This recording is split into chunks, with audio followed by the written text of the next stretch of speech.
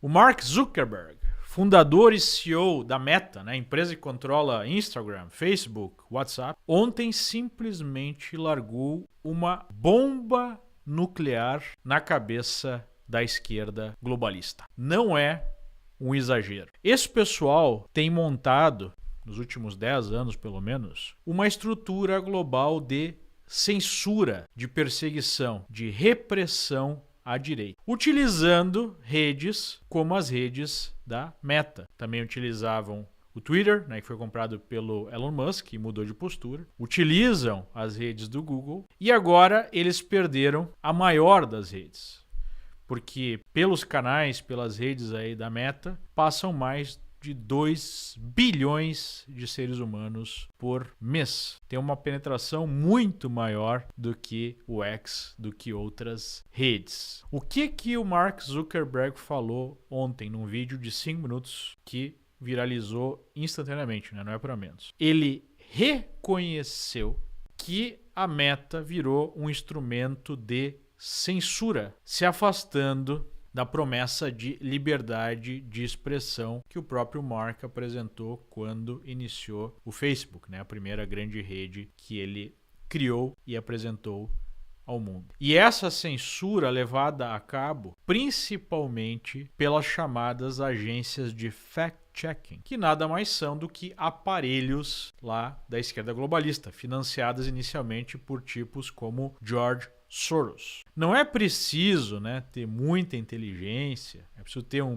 mínimo aí de honestidade para perceber que essas agências são integralmente conduzidas por pessoas de extrema esquerda, que utilizam o subterfúgio de corrigir fake news para impor uma visão ideológica extrema do mundo e levar à frente a sua agenda enquanto tratam, né, as pessoas que têm uma opinião diferente como mentirosas e até mesmo como criminosas. No Brasil, especialmente, tais agências servem como justificativa para a perseguição judicial de pessoas, porque a própria justiça reconhece a capacidade dessas agências de definir o que é verdade e o que é mentira, que nada mais é do que definir o que é aceitável politicamente, ideologicamente falando, e o que deve ser censurado, o que deve ser retirado das redes, quais pessoas devem ser até mesmo criminalmente perseguidas. E é isso que nós estamos enfrentando. E o Mark Zuckerberg reconheceu isso e declarou que, pelo menos nos Estados Unidos, e depois isso pode ser implementado no resto do mundo, não haverá mais fact-checking dessas agências que ele mesmo diz que destruíram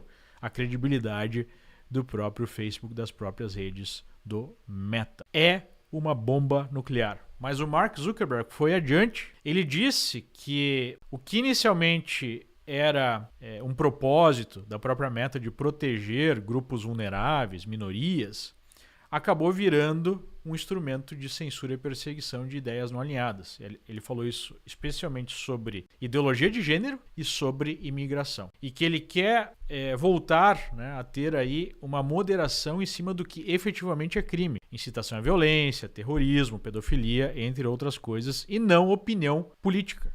Mas não foi só isso. Ele diz que há no mundo uma organização de certos governos pela censura. Ele citou a União Europeia e ele citou tribunais secretos na América Latina que estão dando ordens de censura, sem que as pessoas possam sequer se defender. E todo mundo, né, coçou a cabeça e pensou, poxa, quem será que ele está falando, né? Sobre qual tribunal ele está falando? Acho que todo mundo sabe, né? E mais, o que enraiveceu, o que criou aí um movimento, né, de indignação profunda entre a militância de redação de Lula News e afins. Ele disse que irá trabalhar com o Donald Trump, o governo Trump, para garantir a liberdade de expressão no mundo. E que um ataque contra empresas americanas que garantem essa liberdade de expressão é o ataque aos Estados Unidos. Ou seja, né, ele está se colocando ao lado de Trump para proteger a liberdade de expressão, não só no Brasil, mas no mundo. A reação foi instantânea. Poucos minutos depois dessa apresentação do Mark Zuckerberg, os militantes de redação, UOL, Globo e afins, já anunciaram, né, que Mark Zuckerberg haveria se ajoelhado a Donald Trump e estaria agora novamente permitindo todas as fake news da extrema-direita, todos os ataques à democracia da extrema-direita. Quando, na verdade, nós sabemos que é exatamente o inverso, porque esse pessoal sabe mentir.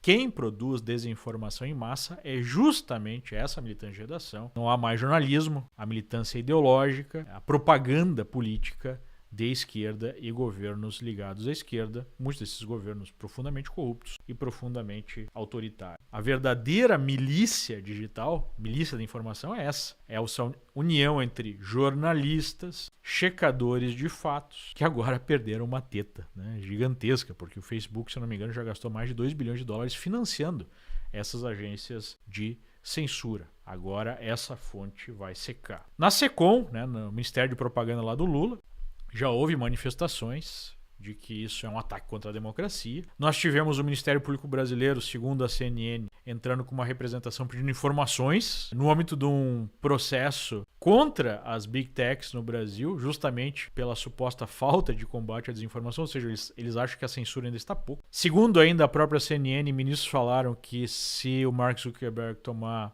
uma postura parecida com Elon Musk, de questionar, né, essa censura em curso no Brasil, as redes podem ter o mesmo destino que o X teve, quando o Elon Musk se negou a censurar mais pessoas. E eu fiquei pensando, né, uma coisa é tirar o X do ar, que já deu um baita barulho, não só no Brasil, mas no mundo. Nunca se falou tanto de Brasil quanto nessa censura contra o X, né? Pela voz aí do Elon Musk que fez essa denúncia. Agora, tirar Instagram, Facebook e o WhatsApp do ar, aí eu acho que o furo vai ser um pouquinho mais embaixo, né? A AGU do companheiro Bessias também diz que vai tomar providências, pedir informações e que nunca foi tão importante quanto agora regular as redes, que é a forma que eles tratam, né, na manipulação da linguagem, a censura às redes, que está sendo votada lá no Supremo, através do fim do artigo 19, ou da mudança do artigo 19 do Marco Civil da Internet, que protege os direitos dos usuários ao impedir que uma empresa seja obrigada a retirar do ar qualquer postagem sem uma decisão judicial. Eles querem retirar esse artigo, ou modificar ele, para definir o seguinte: se as empresas não combaterem os ataques à democracia ou outros temas da esquerda, que eles chamam de discriminação e qualquer opinião contrária à agenda extremista de esquerda, aí a empresa seria responsabilizada por isso, né? Só que agora essa briga não é mais apenas com o X, agora é com as redes da Meta e também com o próprio governo americano, liderado por Donald Trump, que deixou claro que terá como um dos seus pilares a defesa dos direitos fundamentais das pessoas, como o direito à liberdade de expressão. Obviamente que a esquerda já sentiu, né? Os próprios checadores de fato, obviamente, os agentes aí da censura, da perseguição, estão dizendo que essa decisão é uma tragédia.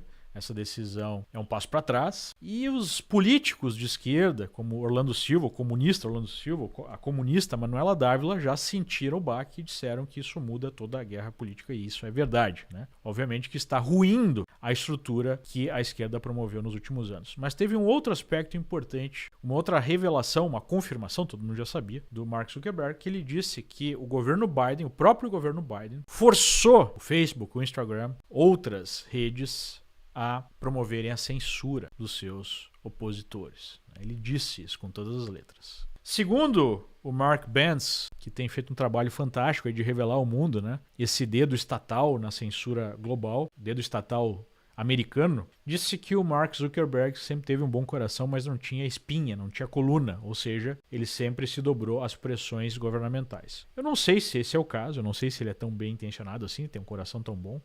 Não podemos esquecer que ele foi o maior financiador da manipulação eleitoral de 2020, quando os democratas aprovaram, usando como desculpa a pandemia, o envio massivo de votos, né, de cédulas eleitorais por correio, e o Mark Zuckerberg deu $500 milhões para bancar ONGs esquerdistas que foram recolhendo esses votos que estavam nas mãos das pessoas, ajudando lá a preencher e tudo mais, para colocar o Biden na presidência. Eu não sei se o Mark Zuckerberg tem boas intenções ou não, mas o fato é que, pela circunstância, pela vitória cachapã de Trump, pela sinalização popular que ninguém, ou pelo menos a maior parte do povo, não aguenta mais esse império, né? Essa ditadura do politicamente correto, essa manipulação em massa, esse fim das liberdades individuais, entre elas a liberdade de expressão. Por conta desse movimento político aqui nos Estados Unidos conservador, movimento de direita liderado por Trump, o Mark Zuckerberg está mudando a forma que a internet funciona, pelo menos aqui nos Estados Unidos, a partir de hoje, ainda antes da posse de Trump. Perguntaram para o Trump se essa postura tinha alguma coisa a ver com as ameaças que Trump fez de até mesmo investigar, processar o Mark Zuckerberg, né, por essa censura em massa contra o povo americano. Ele respondeu provavelmente sim. Né? Então, os tempos mudaram, os ventos estão mudando e nós temos aí agora ventos de liberdade na internet. E ficou claro que o país, né, os Estados Unidos, defendendo esse princípio da liberdade de expressão contra uma ameaça autoritária cada vez maior da União Europeia e contra outros países declaradamente autoritários, como o próprio Brasil, como China, como Irã e assim por diante. Essa é a guerra política que está sendo definida. Isso vai ter impacto profundo, né, não só no Brasil, mas em todo o planeta.